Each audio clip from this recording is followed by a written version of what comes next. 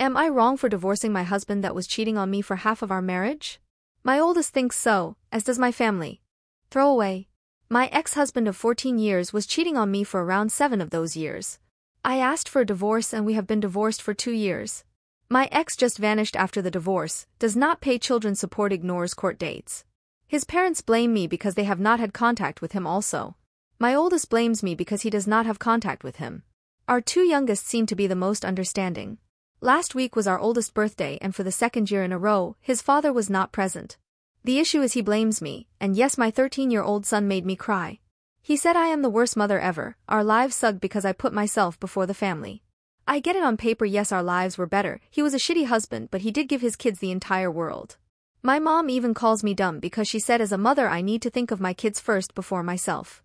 She claims I should have waited until the kids were 18 and sucked it up until then.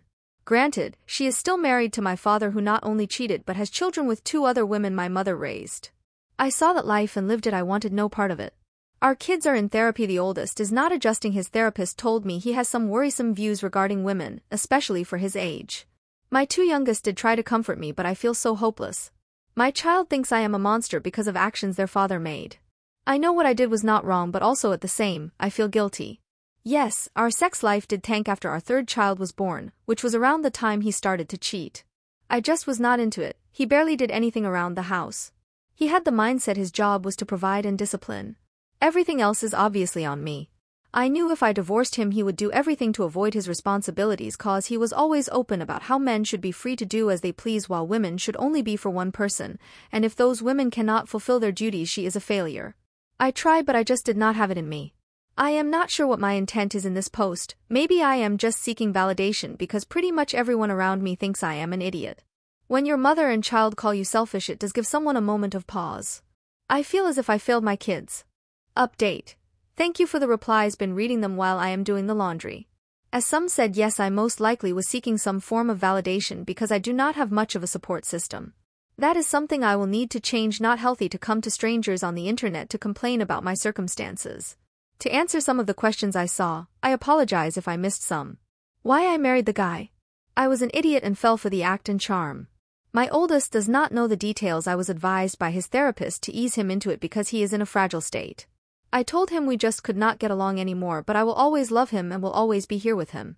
It was not my idea to be in such a situation where my youngest came and comforted me, and everyone was right. I cannot let my child make me cry or show weakness around him.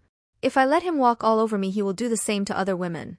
I am going to try and see about joining some support groups either in person or through Facebook or something. Every poster is correct and got me thinking, why do I stay in contact with my family? They offer no value or support. I do need to get myself into therapy. I always come up with the excuse I don't have time but I need to make the time.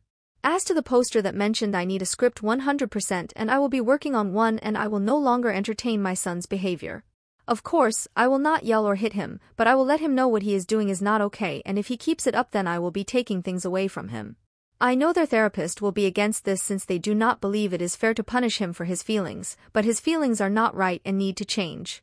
I am sure I missed many comments. I do appreciate all the great advice and wisdom. I need that kick in the bottom. I need to stop being a punching bag. How can I expect my child to respect women or myself if I have no respect for myself? Much love, thank you again.